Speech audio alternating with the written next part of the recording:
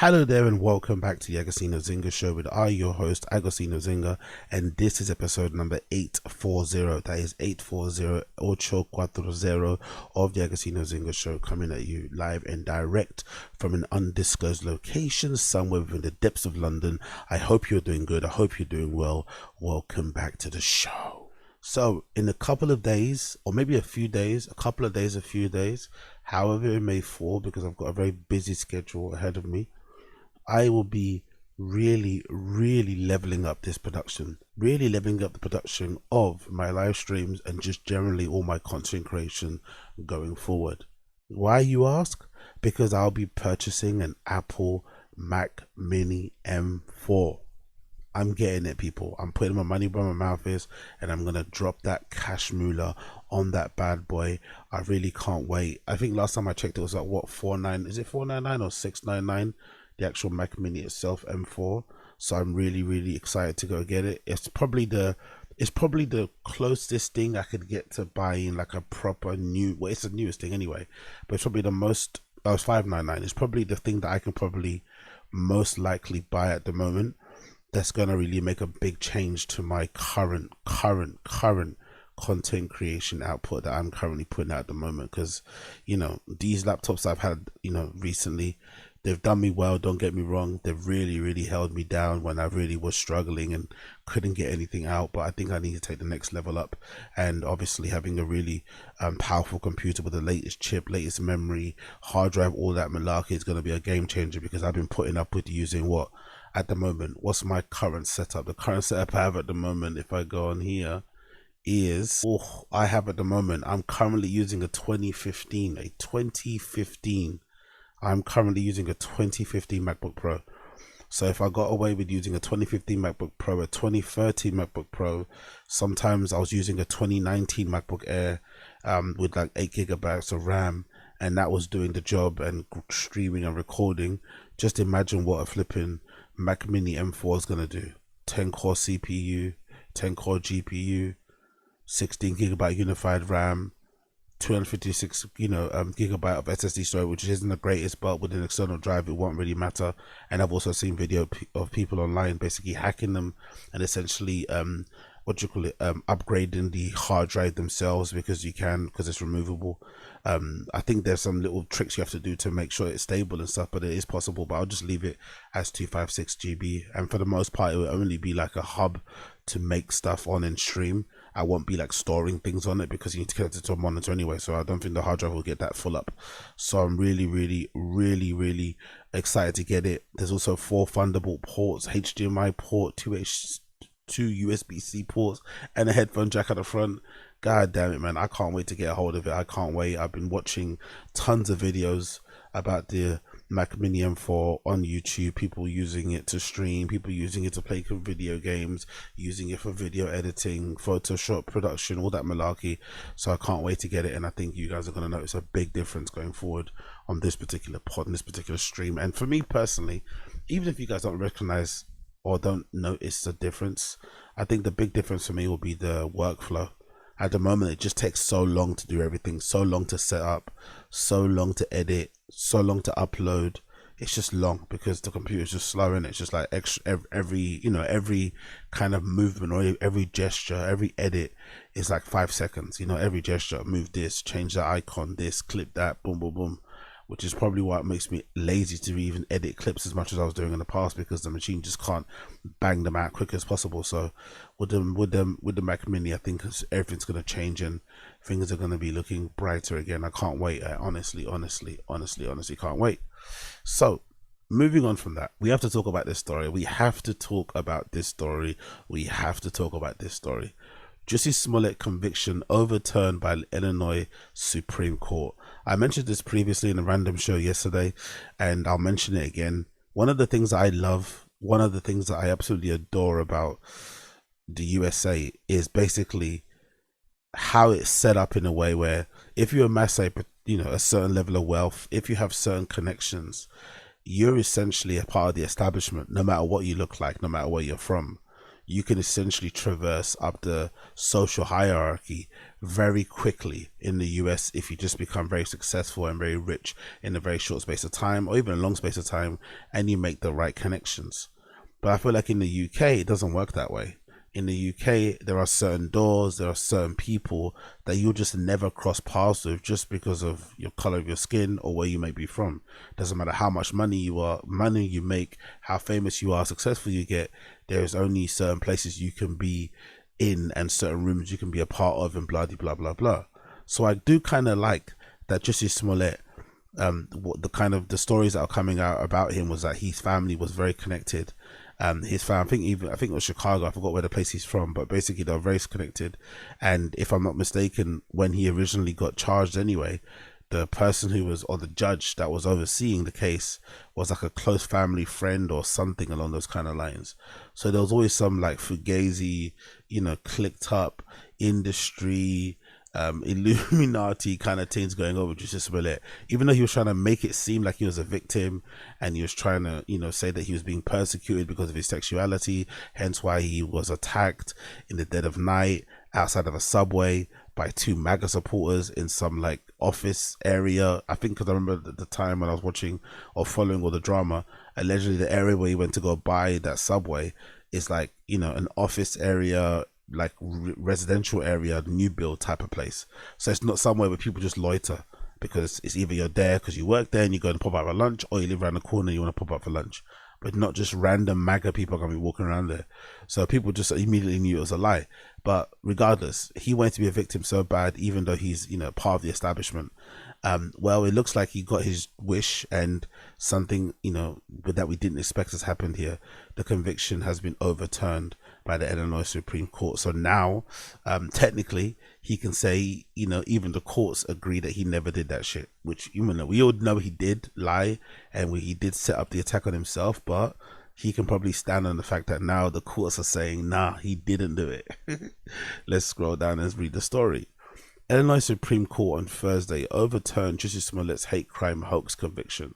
Today we resolve a question about the state's responsibility to honor the agreements it makes for the defendants, the court wrote. Specifically, we address whether a dismissal by a case by a nolle prosecutor allows the state to bring the second prosecution when the dismissal was entered as part of the agreement with the defendant, and the defendant has performed his part of the bargain.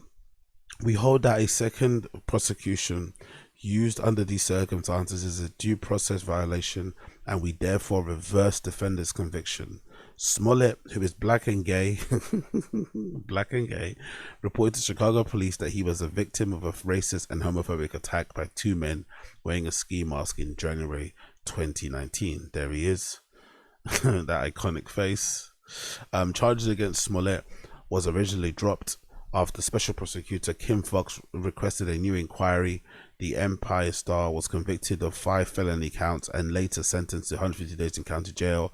The Illinois Supreme Court decided Thursday that the Special Prosecution's decision to retry Smollett on charges violated his rights, because I guess he got found innocent the first time around. So, charging him again just because you're upset that he embarrassed you and kind of wasted police resources is probably not the right way to go about things, even though we all know he's lying. It continues. Today we resolve a question about the state's responsibility to honor the agreement. We hold that the second prosecution under these circumstances is due process violation, and we therefore reverse the defendant's conviction. This is not a prosecution based on facts, rather than a vindictive prosecution, and such proceeding has no place in criminal justice system. So fair enough. At least even though he lied about it, because he got found not guilty the first time around, they had to kind of stick with this. I get it. Another of Smollett's attorneys, Neni Uchi, told Fox in a statement, ultimately, we are pleased that the rule of law was a big winner today. We are thankful the Illinois Supreme Court was restoring order to Illinois criminal justice jurisprudence. It's absolutely incredible that the lawyer thinks, Smollett getting off on this is like, now now the Illinois Supreme Court is restoring order to supreme criminal law. Like, come on, brother. There's a mugshot, the iconic mugshot there of Jussie Smollett. Former federal prosecutor Niyama Ramal explained the Illinois Supreme Court decision to overturn Smollett's decision. So it said the following: This is a prosecutor explaining what's going on here. Jussie Smollett is Bill Cosby 2.0, not because of what he did, but because of what the prosecution did. Kim Fox shockingly agreed to drop the charges against Smollett for staging the hate crime, lying about it, and costing Chicago PD countless hours and hundreds of thousands of dollars. By the way, that's Kim. That's the person that was a family friend, that Kim Fox woman. So again, that goes to show, in the US, if you have money like that, you can get off those kind of things. Whereas in the UK, that's not possible. You know what I mean? No amount of money is gonna take you away from that process, or it's going to limit the repercussions of your actions. It continues. By the time a new special prosecution took over, it was too late because Smollett had already fortified his bail and performed community service. The Illinois Supreme Court held that there was an agreement and Supreme lived up to his end. Oh, okay, I see. The charges were dropped by the time they tried, and again, that's also smart, having smart representation, right? Having the best lawyers. As soon as the judgment came in, you have to do this community service, pay this fine. They told him do it now, right now. And then by the time they attempted to retry him or reconvict him, it was too late because he had already, quote unquote, served his sentence. This is similar to the Pennsylvania Supreme Court ruling on a previous district attorney agreed not to prosecute Cosby. It's a shame because Smollett has never accepted responsibility for the hoax, and now he will never face real justice. And this is an example of another soft on crime prosecutor in our nation's biggest cities. Pretty crazy, isn't it? Pretty crazy. Pretty crazy. There's again his face. I think when the charges first got dropped, that's him there. Special Prosecutor Dan Webb, who was appointed the case by Cook County Judge Michael B. Tomun, emphasized that Smollett is not innocent in a lengthy statement. We are disappointed with the Supreme Illinois Court decision today to overturn Jussie Smollett's conviction and sentence, including the award of over $125,000 to the restitution of the city of Chicago for its overtime expenses in the investigation of Smollett's fake hate crime. The special prosecutor told Fox, "We respectfully disagree with the court's factual legal reasoning, which upends the long-standing Illinois precedent. Indeed, the special prosecutor briefed to the Illinois Supreme Court was replete, with Illinois case law that would preclude a second new prosecution following the dismissal without prejudice via nolle prosequi. Even the Illinois Supreme Court agreed in its opinion that its holdings today that was not explicit in the earlier Illinois decisions." Make no mistake, today's ruling has nothing to do with Smollett's innocence. The Illinois Supreme Court did not find any error with the overwhelming evidence presented at trial that Mr. Smollett orchestrated a fake hate crime and reported it to the Chicago Police Department as a real hate crime.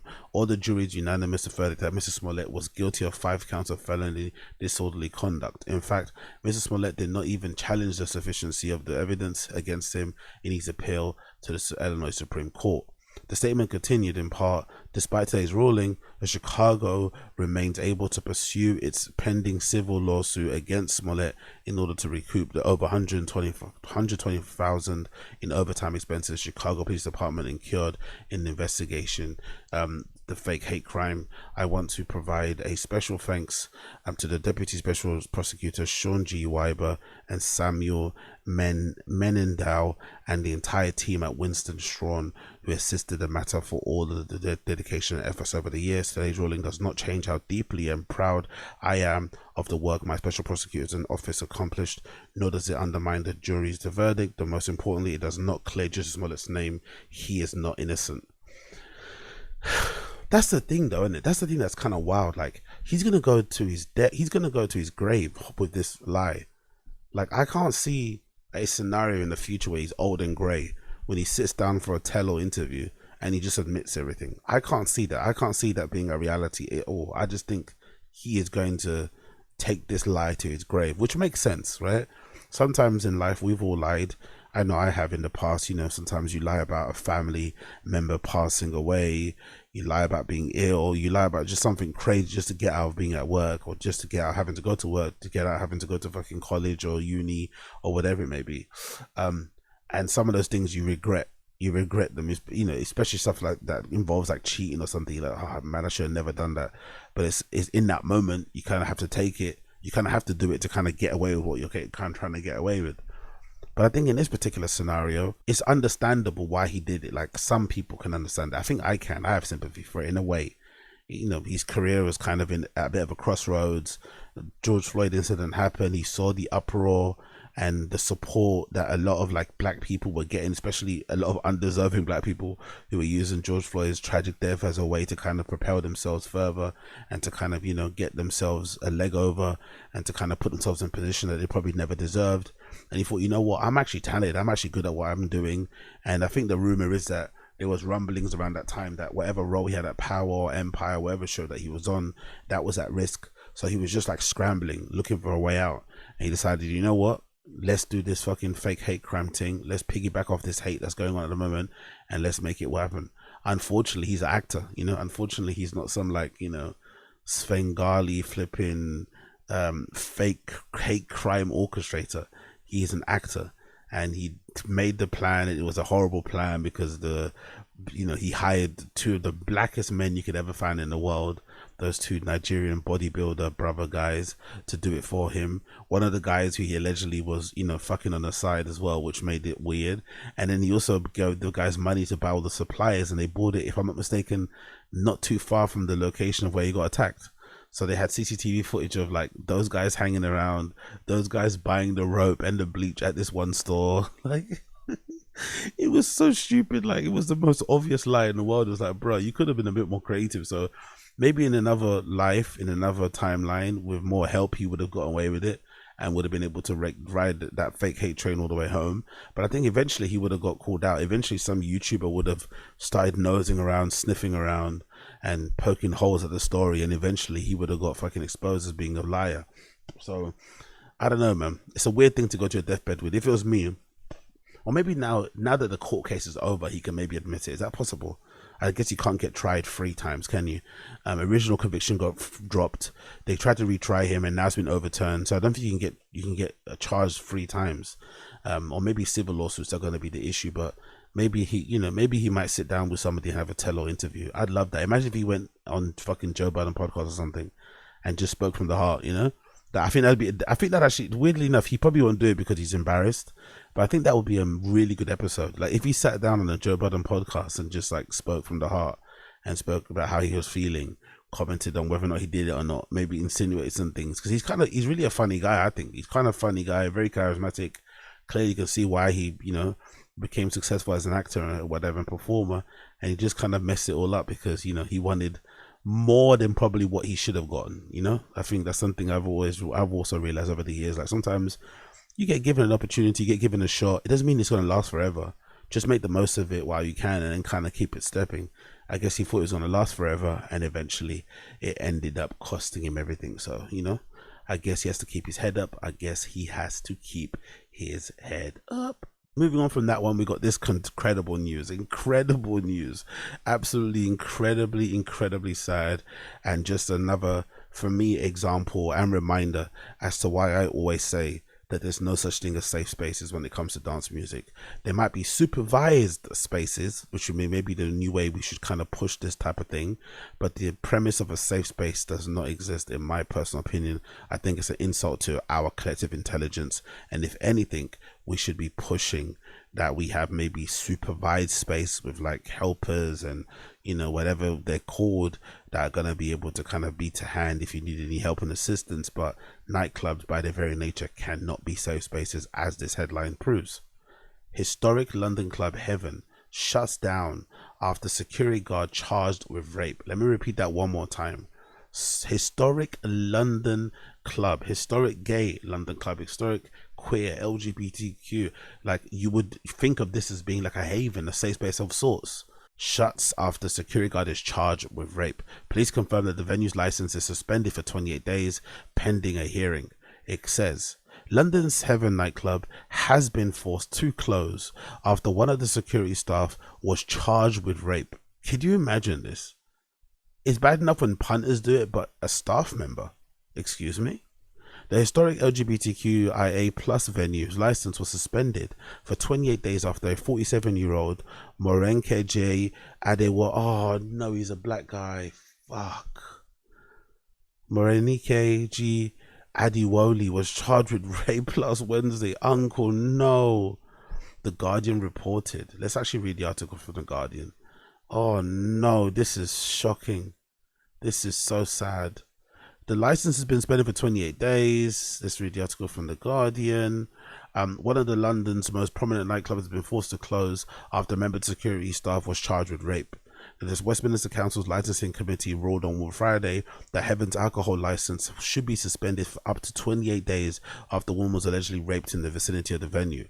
Basically, suspending their license is basically closing them down, especially in London. Like, no one's going to heaven if they don't sell alcohol, you know? That's the whole reason why they suspend their license, and they hold it over your head because they know that's basically, you know, that's basically a venue killer. But it makes complete sense. If somebody dies or somebody gets raped in your nightclub, you should definitely get it shut down. Like, allow that. Other staff then allegedly ignored her efforts to report the attack, the Met Police said. What? Westminster Council Licensing Committee ruled on Friday that Heaven's alcohol license should be suspended for 28 days after a woman was allegedly raped in the vicinity of the venue in the early hours of November 1st. Other staff allegedly ignored her efforts to report the attack, the Met said. This again goes back to what I've said previously on this particular pod.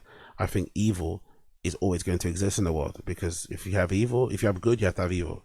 I think the responsibility of good people, I would count myself as one of them, I think, at times, is to call out evil. And if you turn a blind eye to it, if you facilitate it, then evil will never stop. Evil will never cease. You will never be able to save people. And I think personally, for me, in some cases, I think the people who turn a blind eye or assist the perpetrator are sometimes worse than the perpetrator themselves. So if you're, you know, like, it's all well and it's not well and good, but it's one thing for the one person to go and rape one person, but it's another thing for people to witness it or to be made aware of it and make no effort to stop or make no effort to report it. Those people should also be punished, if not more than the person that did it, in my humble opinion. A member of security staff was arrested and been charged with rape, the force said. He's on remand in prison.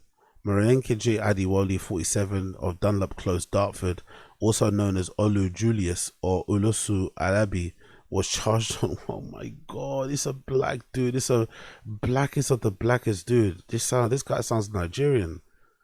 Damn son. Damn son, damn son, damn son. I don't know if he's one of these guys, but I think he, you know, he's definitely the same skin tone you'd imagine. Yo, this is crazy. I wonder if there's been any pictures cut in the courtroom that would, so we could see what this guy actually looks like. Doesn't look like there's any pictures from the courtroom. Maybe that's him there. I don't think so, because that was some sort of pastor in these particular pictures here. The Honorable Morenikeji, and maybe that name is a bit typical in Nigeria itself. But let's continue.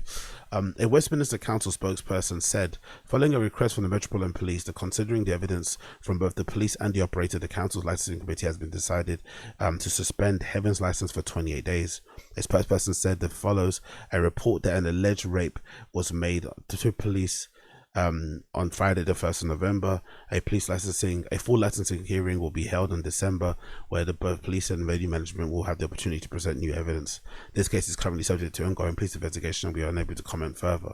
Heaven's owner Jeremy Joseph posted on Instagram saying the club was considering its position regarding the appeal. The post added, "We are sickened by this allegation, but we can't comment as it's an ongoing criminal investigation. We can only send our thoughts to the alleged victim."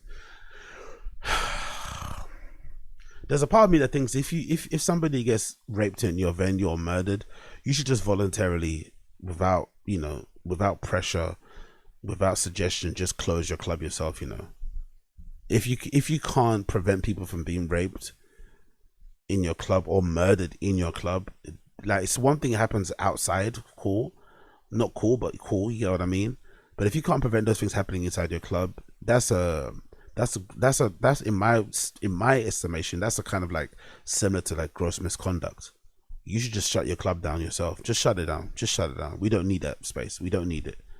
I know Heaven's been a beacon for the LGBTQIA plus community and blah blah blah over the years, but there's enough other clubs that serve that particular community out there. You don't need Heaven. Like, Heaven, obviously we need it in some respects, a London institution, I get it, but if they can't, if they can't protect their patrons from rape and murder, that's just crazy, in my personal opinion. Yes, there's no safe spaces, but rape and murder in your club, come on. Fucking crazy. And then to make matters worse, look at this headline, Coach of the Standard. Heaven nightclub has the highest generator of crime in West End before alleged rape, hearing told. Highest generator of crime. I didn't even know this was a thing. I guess it's a statistic they have in the city from the police, where they're able to figure out what spots are the worst, what spots cause the most trouble. So I'm assuming they can then, deploy police officers in that area to maintain the peace and shit. And Heaven, for some reason, has the highest crime generator. I don't know if it's because most LGBTQIA plus people you would imagine would be high earners or be more free with like handing over disposable income, their money they have to kind of party and have a good time. I don't know. Or if it's just because of that area, because it's in central London. I don't know in particular, but that's a fucking crazy headline there. Read the story further. One of London's most prominent nightclubs forced to close after a member of security guards was charged with rape. Westminster Council Licensing Committee ruled that Heaven's alcohol should be suspended for 28 days. She was 18. God almighty, man. Thoughts and prayers go out to that young lady. Hold your head up. Hope she has a good circle of friends and family around her. 18 years old woman was allegedly raped in the vicinity on November 1st. Other staff then allegedly ignored her efforts to report the attack. At a subcommittee meeting on Tuesday, Jeremy Joseph failed to get permission of the club off of Villa Street to stay open pending a review next month. He said Heaven's head of security was suspended and then sacked. Just sack him, man. Why are you suspending people for? A new team of doormen and women have been employed and already undergo vetting. I'm going to try not to get emotional, he said. This has been shocked all of us at Heaven. We are really devastated by it and goes against everything we stand for. Our thoughts have to go with the victim. I've never been in this position before. But that's also an oversight. This is like a culmination of an oversight they had, and most likely it's evidence of like the security team in that particular venue thinking they can get away with murder. They've been able to get away with it for a long time, and that unfortunate rape was basically the culmination of it. So this is definitely falls. This, I think, in my opinion, what do I know? But I definitely think this falls on the feet of the owner. I think this is definitely his responsibility. This is definitely something that he would have to kind of live with. And if they do reopen, he would have to take a long, hard look in the mirror and change everything about the club and how they kind of operate and how they move. Because I don't think this is I would imagine if you asked a bunch of girls that went to Heaven, they for sure would give you some dicey stories about some weird encounters they've had with people in there. I don't think this is the first. I don't think this is the last if it does stay open. But it's truly, truly tragic, man. Thoughts go out to the victim. Police lodged 109 incidences since May only, including sexual assault, grievous bodily harm, public order, phone thefts, and pickpocketing among Heaven's 7,000 revelers a week. Bosses reported many offences themselves. This is the difference as well about having a nightclub like that that's servicing a particular community, because I think a nightclub like that in that location that was mostly for black people wouldn't be able to get away with 109 instances since May and not have the license suspended already. It wouldn't have got to the rape allegation or the rape, incident before its license got revoked. It wouldn't happen that way. That's the real issue. Different venues depending on who goes there and who owns it get treated very differently. This is the really sucky thing about living in London. This premises is noted by the police as having the highest crime generator in the borough. There are concerns vulnerable people are at risk, says turning away 150, 200 people from the premises for being drunk requires more staff and mentoring policy to ensure their safety. This currently does not appear to exist. However, they noted that the good intentions of Heaven's owners and a desire for the club to succeed by improving management. But it's not enough, man. It's not enough. You need to do more. I think the behavior around your club, whether it's inside or outside, is definitely a reflection of how the owners move. I don't think it's a coincidence that the best clubs are the best clubs just because they're the best clubs.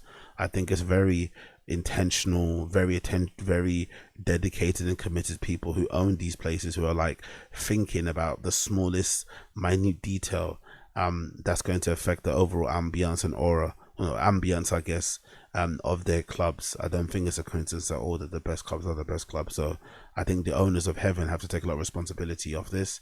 And then, of course, Heaven nightclub loses appeal to reopen after a license has been suspended for 28 days, which again, I'm not surprised about, by the way.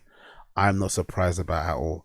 It doesn't surprise me in the slightest that they lost the appeal, because like I said, if somebody dies or somebody gets raped at your venue, you shouldn't stay open anyway. You should voluntarily close the place. But I guess it is what it is. Heaven Nightclub has lost its appeal to reopen after its license was suspended for 28 days. During the subcommittee hearing held on Tuesday, the venue's owner argued to Westminster Council that the police characterization of Heaven as the West End's highest crime generator was unfair due to its size and popularity. No, I don't think that's true. I don't think clubs, just because they're big, are gonna be high crime generators by default. I think if anything, the bigger your club is, the more you should be paying attention to that sort of stuff and trying to prevent it, because you know what's at risk. You know what you have to kind of lose. You know the responsibility you have to your kind of overall community and the people that go to your place all the time and whatever it may be. These comments follow the reports presented by the Metropolitan Police that the council, that 109 incidences have been recorded at the club since May. Joseph told London Standard, "We're tackling the issue and increased reporting should be credited, not used against us." Nah, fuck off. Fuck off. Heaven Nightclub has total capacity of 1,725 people. Former head guard was arrested and charged with rape of an 18-year-old woman last Wednesday. He's currently on remand from prison. Fucking crazy. The alleged incident happened in the vicinity of the venue in the early hours of November 1st, and other staff members allegedly ignored the woman's effort to report the crime. But yeah, so Heaven lost its license. Another venue bites the dust, but in this rare occurrence, I'm all for it. I'm usually not a fan of venues closing or being forced to close. I think we need more venues in London, but a place that allows, or a place that would have security guards that would even do that to a woman and have other security or other staff members turn a blind eye into it and not take it seriously, it doesn't need to be open, to be aware. We don't need that space. We don't need it. We don't need it. Talking about things that we do need, but we have unfortunately lost now. Big up the one and only Paula Temple. Paula Temple has announced that she has basically hanging up her touring hat, moving on to bigger and brighter things. The absolute legend, queen, and somebody that I've always been a really big fan of for being one of the I think there's not a lot of them, high level producer, high level DJs. I think there's a lot of people who kind of produce to get bookings, or there's a lot of DJs who just produce on the side. But there's not a lot of like, okay, I'm a 10 out of 10 DJ and I'm also a 10 out of 10 producer. And I think Paula Temple is definitely one of them. Oddly enough, I think her productions, one in particular being this production called like Creole Cry, I forgot the name of it. I remember it came out ages ago. Was actually, I feel like if you listen back to that particular track, that might actually be like a precursor, and it might have been before its time, for how it kind of predicted this like new sort of like genre we have now, or vibe when it comes to techno. The hard dance, but the Euro trash, Euro dance, kind of high BPM for the sake of high BPM style that exists now. But hers was obviously way more magical, way more layered, way more groovy, and just a better song overall. But I think that track Cray, or I think it's called Craylee or Cray, however you pronounce the name of it, was an incredibly forward-thinking track that probably didn't get the props that it deserved when it dropped. One of my other favorite tracks from Paula Temple that I've loved over the years as well is a Bait One that I'm sure most of you have probably heard over the years too. Oscillate. That track goes on an absolute fucking journey. So many flipping twists and turns. If anything, it kind of feels like a live track, if that makes any sense. Every time I play it, I find out new little bits and bobs that I kind of like about it. My favorite sort of section in that particular track, I think Oscillate might be around 2 minutes something. Again, it's a really good track to mix because it has so many fucking layers and direction it goes in, and if somebody's listened to it that hasn't heard it before, it almost feels like you're the one doing that. You're the one that's fucking cutting things in and out, looping this, adding that, effects here, effects there. It's fucking fantastic. So yeah, she'll always be remembered as a fucking legend, and wishing her all the best going forward. But this is the post that she posted on her Instagram.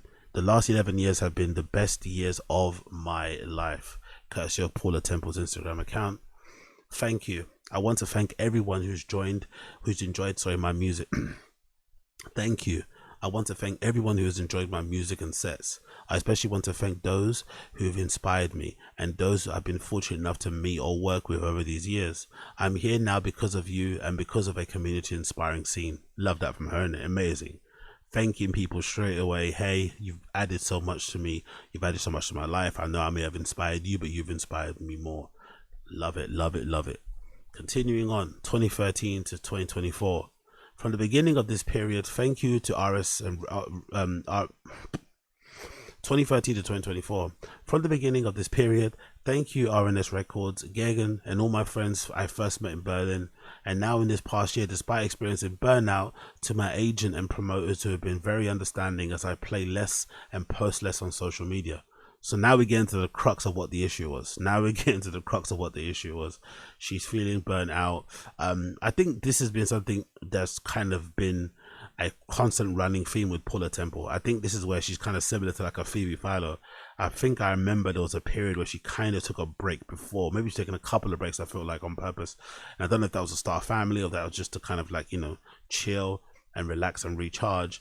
But she's always been, I feel like, very conscious of burnout, very conscious of not doing too much, and very conscious of making sure that there's a good balance between work and life. And I guess now there's just no balance, like with festivals starting, I think there were summer festivals that were literally promoting then next year's lineup or next year's tickets the following day, like legit.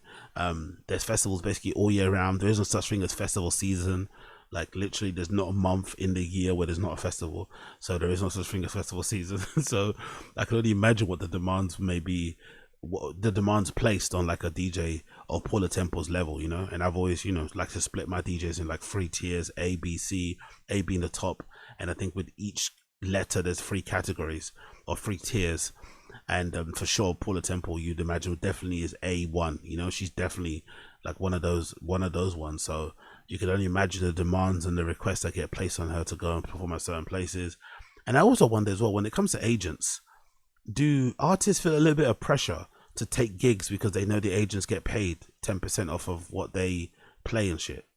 Is that a thing? I don't know if that's a thing. I don't know if you sound with an agency. Yeah, maybe it doesn't make no sense, because if you sound with an agency, they would take the 10%, but the agents that you work with, they have a salary. They just work a regular 9 to 5, innit? That's what it is, being an agent or whatever for a DJs or a booker and stuff. That's basically what you do. But I wonder if there's like a pressure from maybe the company to take on the gigs and to go, because that's how they keep their lights on. It continues. Stop touring. Techno and rave have been my lifelong passions for 33 years. No wonder she's so good at it, innit? 33 years, God almighty. Imagine producing and making music and DJing for 33 years. It's impossible not to be good. It's impossible. While the last 11 years have been a dream come true, it's time for me to stop touring for the foreseeable future. I feel a strong urge to change pace, get a dog, and focus solely on making music. There is a lot of creativity I've yet to explore, and I'll be evolving away from hard techno. Again, weirdly strange, because you'd imagine she played a pivotal role in making hard techno what it is now. So to take a step away is kind of wild. But I do really appreciate when people decide to stop themselves. Like I've said it previous times, one of the things that I kind of I give myself a pat on the back for, I'm not really proud of a lot of things I've done over the years. I'm not somebody that kind of, stops to smell the roses or stops to suck myself off. But one of the things that I really am proud of myself for doing in most occasions is being the person that knows exactly when to leave a house party, knows the exact time when to leave in afters, when not kind of staying until the flipping owners of the place tell you to leave, like leaving on your own accord. And I feel like in life that's something you can carry on in terms of like stopping things before the thing stops for you. I think there's a Rio Ferdinand quote, right? Or was it Rio Ferdinand or somebody who said, I think it's Jamie Carragher, right? Something, quit the football for the football quits you. And I think the same should apply to DJing, and especially nowadays where there's so many new DJs popping up. There's festivals all year round. There's a need for put out content all the time. It's go. So I think if you're an OG, if you've got like a big catalog of records you're producing, if you're well regarded, you could probably afford to maybe take a step back and not tour as much and concentrate on probably producing. Yeah, you're not gonna make as much money as we're making when you were going touring around the world, because legitimately every gig that you're performing is like $5,000 and plus, but at least you have a better work-life balance. So essentially, in a way, which is strange, you kind of burn yourself out for 33 years so that you can retire, quote unquote, soft retire, and enjoy the latter years of your life. Because I couldn't imagine anything more depressing than working as much as Paula Temple has worked over the years, being, you know, a part of the techno industry scene or whatever, contributing in any way meaning possible, let's say more than 2 decades, and then still having to do it to keep the lights on. That's a place you don't want to be at. You should be in the place where you've saved a bit of money, you've maybe bought your house out so you don't have to pay anything in that regard, you bought yourself a nice car, you got yourself a studio, you got all these big purchases that you're not going to ever need to kind of get a job to get again, and then you can just enjoy living life, you know, living life. And who knows, maybe this kind of takes her producing to a whole nother level, because now you have time to think about certain things, you have time to maybe, you know, experiment, whatever it may be. I think that's a really smart idea. I really do. So credit to Paula Temple for retiring, or stopping, quote unquote, before you know, the bookings kind of start to dry up. Change. Since COVID, I've felt incompatible with the direction of hard techno as a world of influencer performance. Honestly, I don't know what direction my music will take in the future, but I know I hardly scratch the surface of what I can make, and I'll trust my pure devotion to the creative process. So she doesn't want to be a part of what's going on now with hard techno, even though I would say she's a pioneer in that scene herself, with some of the records they produced in the past that I think have kind of been copied and, you know, flipped and reversed and remixed and kind of reappropriated for this new era of people now. I'm not sure if she takes that as flattery of, you know, pure theft and shit, but I find that really interesting. I really do find that interesting that she just doesn't want to be a part of it, doesn't want to perform. And I guess maybe posting clips of yourself DJing makes it look like you're actively taking part, but if you're just producing, it looks like you're kind of doing your own thing. I guess, maybe, who knows, but that makes a lot of sense in some regard. We move on. 10 gigs left. My final gig in Europe is on New Year's Eve, back to back with SNTS at our Free Your Mind in Amsterdam. I will also play New York and Chicago for the first time in January. I'll be in Bogota in February, and then I stop. I reset myself. That's pretty sick, to be fair. 10 gigs left, actually retiring. Because at first when I saw this, I thought she meant she was retiring from touring and would instead just be playing a lot of like local gigs. But I guess she's not. She's completely hanging up the flipping Pioneer HD25s and saying, you know what? I've done it. It's over. Which I gotta respect. Gotta respect that. Like I said, she decided the party's done and she's moving on. Gotta respect it. And not even because of the kids coming up, she's making room. I don't even believe that. I think, you know, kids, you know, older artists shouldn't be stepping aside to make room. The newer kids should be pushing them over. You have to get good enough to kind of, you know, take their spot. They don't have the responsibility to give it to you. You don't get given anything in life, not even a fucking free dinner. So yeah, this is going to be sick, and I like that she's announcing it this way too, because you know, those 10 gigs that are left are going to be special. I'm sure she's going to get a bunch of flowers, you know, both figuratively and literally, which would be good to see as well. So love to hear it. And then the last slide, new set. Today I will share with you on SoundCloud a recording of my set from Dave Class ADE night, which is a lot of fun. With much love, Paula. Big up Paula Temple. Really, like I said, a fucking OG. Glad that she got to retire on her own terms, and hopefully the future is bright for her. The future is bright. In the comments, we got some replies here from some notable people in the scene. Nini H says, excited about which direction you'll take. You're a legend. You'll always have love and respect and support. I fully believe it. Also, Dog is the best decision. The lady from what's the thing called, from Possession in Paris, I don't think she's part of it anymore, but does her own thing. She says, thank you very much for being yourself, and you are amazing human and artist, a true inspiration. Hack the Planet said, your set at Budikaya Fold will live in my heart forever. Playful Meg Hart, Anastasia Christensen also gives her support. XRTN says good support. SNTS says, I love you, Paula. Thanks for being an inspiration to us. We will miss you. Charlotte DeWitt, it's always a pleasure to see you and be in your company. Wishing you and Nicole all of the best in the future endeavors. Aerod, wish you the best. Dax J, always a pleasure seeing you on the road over the years. You'll be missed. Wishing you all the best. Clan Clouster, or Klein Koistuller, wishing you just the best, Paula. You will stay the queen, and you've created a legacy in history. Thank you for everything, says Techno Maniac. You're done for Techno, Paula. Your talent is going down in history, and we can't wait to see how your future plays out. Tommy47, love you, P. You continue to inspire, excited for the next chapter. So yeah, a lot of good flipping replies, a lot of good people coming out. Smart Bar in Chicago, legendary nightclub, said, wishing you all the best with the next chapter. Honored to have you behind the decks in Chicago. Petrax says, I'm sorry to hear about this, but I fully understand your reason. The industry has changed so much in the last few years. Always enjoyed meeting you when our paths cross, so I hope to get to see you somewhere. Good luck at everything. Another one says, love you, Paula. Thank you for being such a good person and a friend and such a huge inspiration. Thank you for giving me music a home and giving me opportunities I never thought I'd get. I can't wait to share the stage with you one last time in NYC. Stan Chris says, wishing you all the best. Yeah, so loads of love, man. Kink, big up Kink. Totally understandable. Super excited to hear what's coming up and what's next. And, you know, or even Jazz is there. Serious, brother. Everybody's here. Thank you, Paula. Dion Music, the whole community's come out. Yeah, big up Roxy Moore as well. Bravo, Paula. Not an easy decision, I can imagine. It echoes the last conversation we had a couple of years ago. All the best for the next chapter of your life. Yeah, big up Roxy Moore, legend. Obscure Shape, much love to you, Paula. It's always been a pleasure sharing the stage with you. Yeah, so love to see it. Love to see Seal as well. Fully understand. Yeah, and your post really resonates with me. Best of luck in the next chapter. Nice. Good to see the community coming out and giving her flowers and, you know, applauding her as she kind of sails off into the new direction. But like I said, this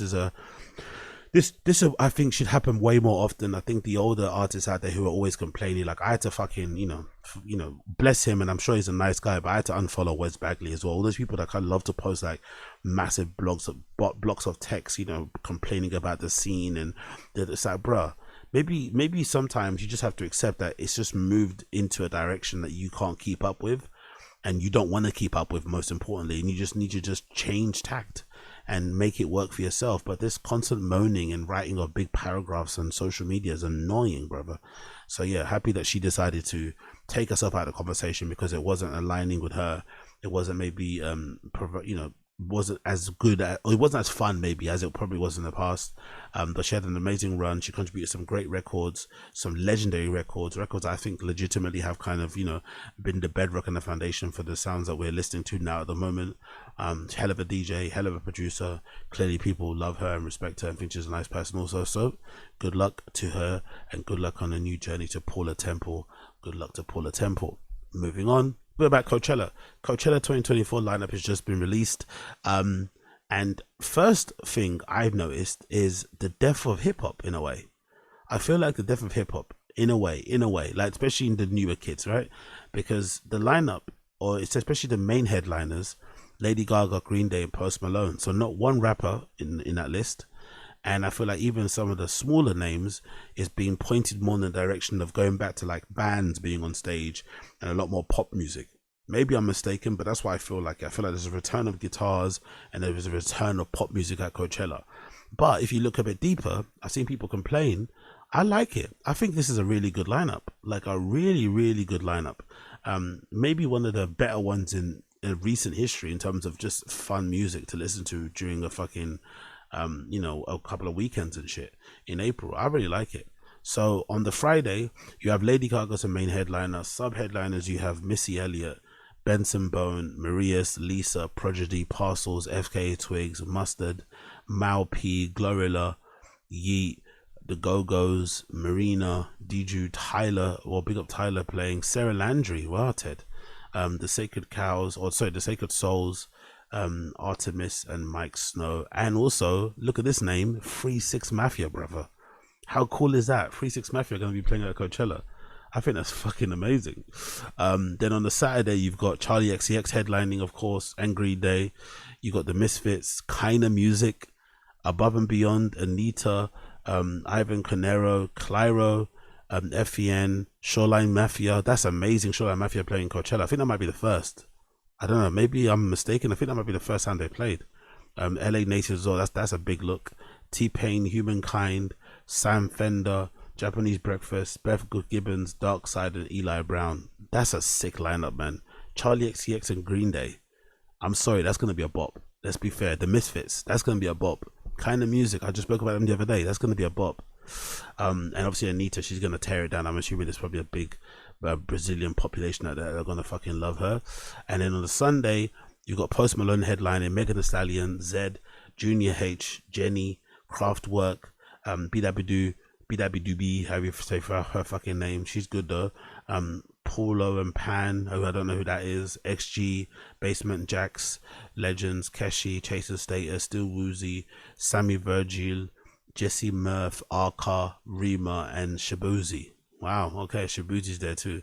There's also got Big X a plug as well playing, so they've got some hip hop, but not as much as in previous years. Oh shit, VTSS is performing at Coachella. Is that the first time that she's played there as well? Big up VTSS, that's fucking sick. Dennis Cruz is playing as a DJ. Who else? Actually, let's see what other DJ names I recognize here. We've got DJ Gigola. That's a good look. High. That's gonna be sick to see her perform at Coachella. These are good actually DJ picks, to be fair. They don't usually mess with the DJs. They know who to pick, who's like similar vibe. Amelie Lenz. Nice. Who else is there? Amelie got Pete Tong. Nah, I don't want to see that. He's fucking washed. Who else is there that we like? Oh, big up I forgot. Hey, Sir, is it Raven Linnae? But I've played her album. I've got it on my flipping Apple Music. I don't know how to say her name though. Is it Raven? I guess it's Raven. She's fucking amazing. Ara Miguel, she's playing there. Lola Young, AG Cook, sick. AG Cook performing. That'll be a sick PC music set. So I would assume there's gonna be a lot of cameos in that particular performance. St. John also, that's a big booking.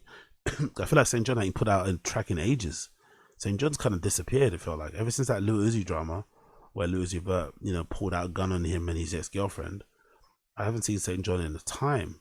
36 Mafia is going to be fucking crazy good at fucking Coachella. That's going to go off. Tyler, I think, is going to kill it. That might be her announcement on the scene. She might deliver like a crazy, career-defining performance that kind of takes her to another level. T-Pain, I saw, obviously, is what I missed there on the Saturday. Yeah, sick lineup. I really do like it. I don't know what all the negativity is about online about it. Is it worth the money? Probably not. Is it worth the trouble to get there? Probably not. Is it worth the food prices, the drink prices? Of course not. But as an experience to see all these people, I think it's pretty sick. Oh, look, I see Damien Lazarus there too, and Chris Ducey. Big up him. That's an interesting mix, isn't it? I don't think I could ever imagine seeing Chris Ducey and Damien Lazarus on the same lineup, sonically, musically. Like, they're both very different DJs, isn't it? Style-wise and genre-wise and vibe-wise. It's a strange lineup, but it probably will work over there, out in the sun and shit. Four Bats was also performing. The Marias, who I saw recently at the fucking the Roundhouse. They are fucking amazing live, by the way. So that's fucking pretty cool. Mustard, FKA Twigs. Yeah, really good lineup, really fucking good lineup. So I like it personally. Coachella it's definitely not Primavera. I guess that's the thing Coachella do well. They don't try to be Primavera. They do like a commercial version of Primavera, if that makes any sense. So I like it. I think this is really good. This is one for the heads. It's one for the people that actually like music. I think you'll enjoy that. Like, look at that lineup just for the first day, man. Friday. Lady Gaga, Missy Elliott, Benson Bone, the Marias, Lisa, Prodigy, Parcels, FKA Twigs, Mustard, Malpi, Glorilla, Yeet. Come on, bro. That's going to be sick, bro. Tyler, that's going to go off. Even Sarah Landry, who I don't really like too much, she's going to kill it there. Come on, man. So, yeah. Coachella, April 11th to April 20th, I think, right? Because there's 2 weekends back to back. So they do Friday, Saturday, Sunday, and the following weekend the same lineup. So that should be good. I don't think there's a festival in Europe that does that, innit? Only Coachella could afford to do that, could afford to book people twice. Because I'm imagining that probably means there's also a no compete clause. They probably can't perform anywhere for that month of April. But yeah, crazy. I quite like the lineup personally. I don't think it's bad. People are making more of it than what it should be to personally. I think it's a really good lineup. I really do. I really do. Cool. Let's move on. Have you guys seen these? Big up my guy Over and Under. Big up the people over at Over and Under in general. Best streetwear, sneakers and fashion podcast or, account. Yo, big up my guy over there, Over and Under. Oh shit, have you guys seen these? Big up Over and Under for the post. The best streetwear sneaker account to follow. Always posting the latest news. Definitely give them a follow. Tom Sachs Nike Mars Yard 3.0 releasing 2025 wear test sample. Wow. I'm so ready. My dick is so hard right now.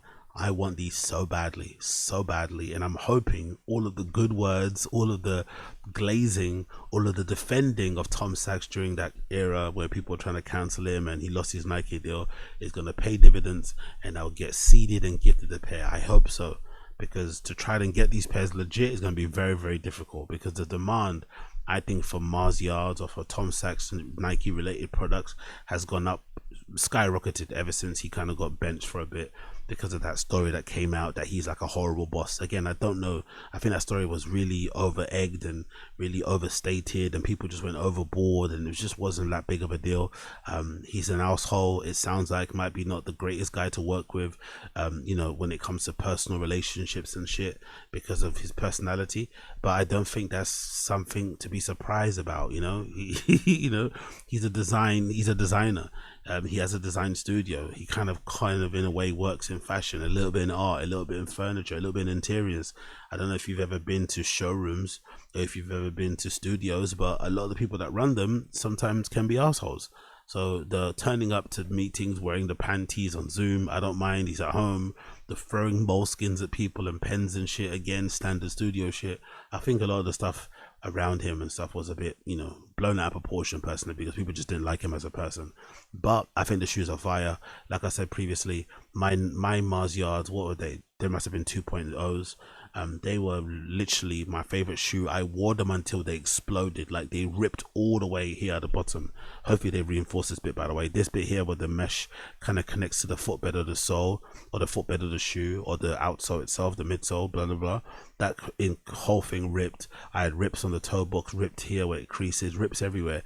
I had a big hole here at the back when I wore it, and I legitimately destroyed those shoes. I wore them every fucking day. So when these drop again, I'm buying another pair, if not two pairs, to make sure that I'm protected, because I love them. And the original ones I had, the 2.5s or whatever they were the one shoe that I received the most compliments from regular people, from not even sneakerheads, which I always think is the best compliment, because sneakerheads love everything that looks bright and shiny and sparkles, but regular people just saying, oh shit, I really like your shoes, is the best compliment you could ever receive. So I received loads of them wearing my Nike Mars Yards. So definitely a great shoe. As you can see here from the 3.0, it's not the usual brown and white with red swoosh color makeup that we're kind of used to. This particular model is black. Now, I'm not too sure if this means we're gonna get different colors, or if this is going to be the main color. But usually, from what I remember, he only drops one colorway. He doesn't usually do packs. It's usually one at a time. But yeah, regardless, you've got the same Mars Yard sort of upper, just without the swoosh. Just imagine that. It said it's black, you know, where it would be like brown suede, and then where it would be white mesh. You've got this interesting kind of like jackered pattern thing going on. It's like a black gray thing, which looks pretty cool. And then on the toe box, you've got this reinforced rubber toe box thing. That doesn't really encapsulate the whole toe box, so you do see a little sliver of suede, but it is kind of reinforced and hardened, so I'm assuming to make sure to protect your toes if you bang them against the side of a cupboard or door when you're running around the studio. And it looks like the sole's also been thickened up a little bit too, if it makes any sense. Or maybe not thickened up, maybe filled out, so it's a bit more of a block and less of a kind of like a wave, because I think that's what mine had in it, right? If I see Nike Mars Yard 2.0, I think the regular sole is a little bit more sneaker like, and it isn't as blocky as the ones that you see there. So I think that's the reason why they've changed that. I'm not really too sure why. Maybe it's because of slip, maybe it's because of traction, maybe it's just a design upgrade, who flipping knows. But the sole is slightly different, as you can see from the ones that you're gonna get courtesy of Tom Sachs. So yeah, those are how they look, as you can see over there. Boom. I don't mad at them at all. And of course there's the front of them, as you can see, with the grey and with the black. I really like them. I think they look fucking hard as fuck, and it's got the sample written or stamped on the inside, so definitely it's a wear test sample, maybe from Tom Sachs himself, who fucking knows. But they look fucking sick, and it's a good way to actually promote and market the shoe. I'm not gonna lie, if you want a really great way to kind of market the shoe and push it out and remind people you're back, this is it. Accidentally, quote unquote, leaked this shoe. Let someone try to sell it, because that's what happened, by the way. Someone did try to sell it on Depop. I think it got taken down, but essentially someone put it up on Depop for $5,000, which is fucking crazy, by the way. But they were available to purchase on Depop for $5,000.